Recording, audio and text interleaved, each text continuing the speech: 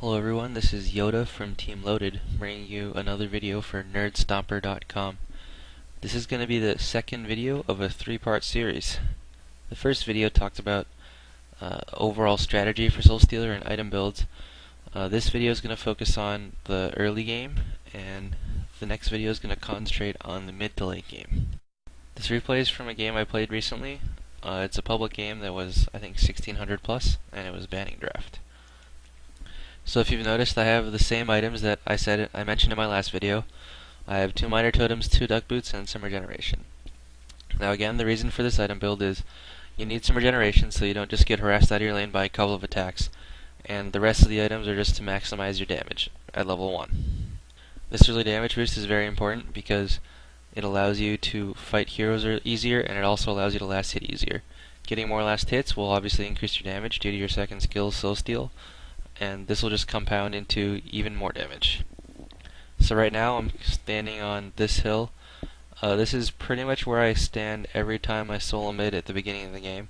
The reason is, standing here gives you the highest vantage point to look at the rune spot, and if you stand bottom, the vantage spot for the Hellborn side lets them get to the rune before you, whereas it's not the same is not true for the Legion side.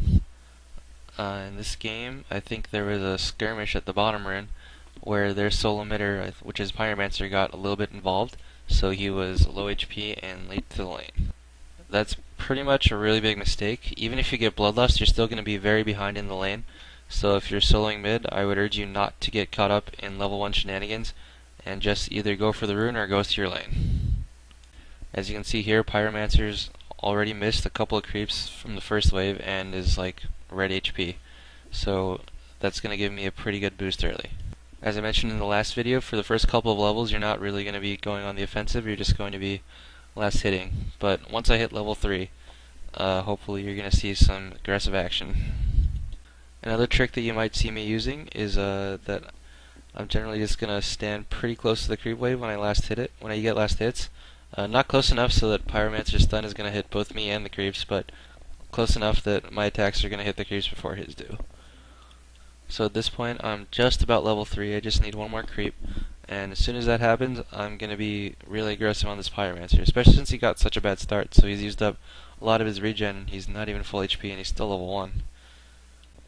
So when I get aggressive at level 3, you'll notice that I'm not really attacking him, I'm just walking towards him until I'm all the way past the creep wave. The reason for that is because I don't want to aggro the creep wave to myself. As you notice, I only aggro the range creep to me. And if I aggroed more of the creep wave, then he'd probably be able to fight me. So basically I'm just chasing him away from the creep wave. He's not able to get any experience, any gold at this point.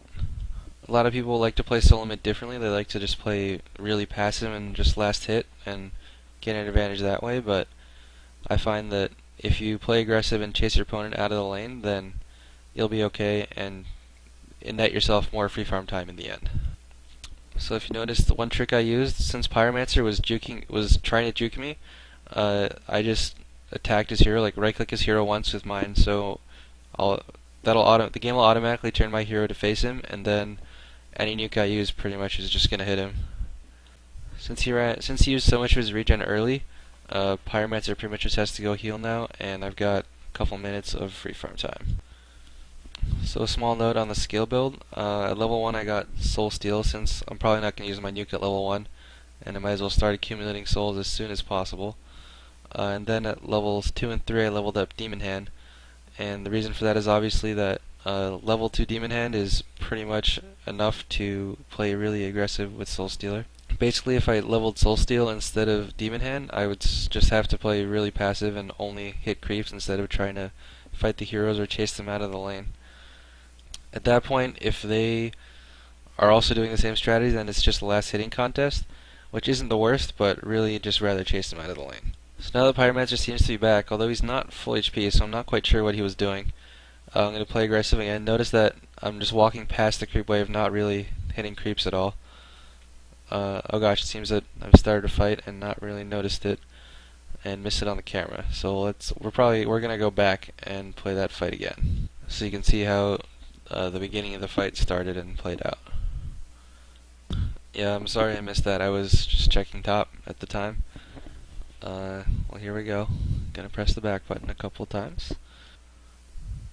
Alright, so basically I walked up to the Pyromancer, and it looks like he just had enough of my aggression, decided it was time to fight back. So I kind of juked his tunnel a little bit by walking towards him, and that's something that might happen a lot. Most people aren't going to expect you to play so aggressive with Soul Stealer, since most Soul Stealers just like to sit back and farm, but this aggressive style of play is definitely the way to do it. Bloodlust is definitely more farm than you're going to get from just farming. Alright, it looks like he's back again. At this point, I only have about like 2/3 HP, so I'm going to make a mistake. Notice how I'm just tanking the creep wave as I fight him, and also just trying to fight it like really low HP. So I'm actually going to die here because of my ridiculous mistake. One thing that's important is that once you get Bloodlust, not to get too cocky. This was a really bad spot to die too, since I had boots and bottle coming, and once I get my bottle, it's very unlikely that I'm ever going to die to him again. It's not that big of a deal though, since I got Bloodlust and I pretty much got like 3 or 4 waves just of free farm while he wasn't even in the lane. So I'm really far ahead. Right now I'm just going to buy my boots and bottle, and I'm going to sell a Minor Totem for a teleport scroll to go middle. Generally, teleporting to a lane to farm is a pretty bad habit, but early in the game it's not so bad. The reason that I don't like to teleport to a lane to farm is that teleporting to a lane to farm puts your teleport on cooldown, and that isolates you from the rest of your team. For instance, if someone got ganked at top or bottom, then I wouldn't be able to go help counter gank. Early in the game, though, you both get a lot of early development from teleporting to the lane, and also it's unlikely that one of your allies is going to get ganked and need help from a teleport. So back to the game. It looks like Pyromancer is actually coming in for a gank, which I didn't really notice, but that's alright because he's, I guess, not the best Pyromancer, so I was able to juke his stun by just kind of running in the same direction I was going, since he expected me to go back. Once again, walking in directions that they aren't expecting is something that you're probably going to do a lot with Soul Stealer, since generally they'll just expect you to go back and try to farm for the late game, but if you move towards them, then most people will just be thrown off. So right now, I don't know if you can see the clock, but it's some minutes and 50 seconds. So you can do this trick both on Legion and Hellborn. Basically, there's a small camp and a big camp for neutrals, and at 50 seconds, if you just walk to the small camp and hit it, and then walk to the big camp and hit it, then you'll stack both camps. Stacking them once isn't something you should just settle for though, so usually I like to stack them once and then just go away and wait for another opportune time to stack them a second time. Since 3 is the maximum amount that can be stacked at this time, the next time I go back I'm probably just going to farm them. Farming stacks neutral camps is really easy with Soul Stealer, since you just lead with your far nuke, and as the creeps walk towards you, you use your mid-range nuke and also your close nuke. And those 3 nukes are pretty much enough to get most big creeps down to red HP and kill all of their companions. So it looks like the Pyromancer is pretty much just gone away. Right now I'm just using my nukes. Since I have full mana, I can use 3 nukes to clear a full creep wave. And it looks like right now I'm going to be walking up on this Puppet Master. Before I went on him, I checked that he didn't have marchers. So since he doesn't have marchers, he can't really run away from me. One thing you'll notice is that I didn't really attack him until I was ready to go for the kill. And the reason is, if I had attacked him, then the tower would have aggroed to me, and I can't really tank a tower while trying to take advantage of my marchers and chase someone. Another trick you might have noticed is that since he was obviously trying to juke, once again, just right-clicking on his hero, turn my hero to face his, and then using my demon hand was really easy to hit from there. So one thing that might happen to you, if you stack neutrals and leave them for yourself later, is that an ally that's unaware of what you're doing might go and try to take your neutral camps. It's important to let them know that farming the neutral camp is much more efficient for you than for them, and they should not be farming that neutral camp.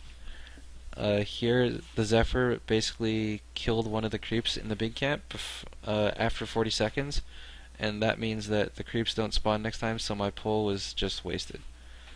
Here again, you see me playing way too far up, but at this point I think I'm way too far over level, so the other team can't really do anything to me. So at this point I saw that there was a haste rune top, so I'm going to go head for that, and if Puppet sticks around middle then it should be an easy kill again. So I'm going to use this haste and then use the newly acquired bottle charges to heal myself up. As you can see, Puppet's still around, so I just walk really close to him, hit my close nuke, and then that's all she wrote. When you have a haste turn, one of the ways you can just make sure that they're gonna die is walk up right next to them and use your close nuke. It's really hard to miss your close nuke if they're next to you, so using your close nuke is basically just always gonna hit. And then what's gonna happen is usually they're gonna run away. So if they run away, then just use the technique of hit them once and use your middle nuke, and then hit them again and use your far nuke if you have to. So at this point it's pretty early in the game and I've got over 2200 gold, and remember what I mentioned, since it's before 12 minutes I'm going to go for the post haste. Since I've got my post haste, I'm going to declare that the early game is now over since my playstyle is going to change completely, and the rest I'll save for the next video.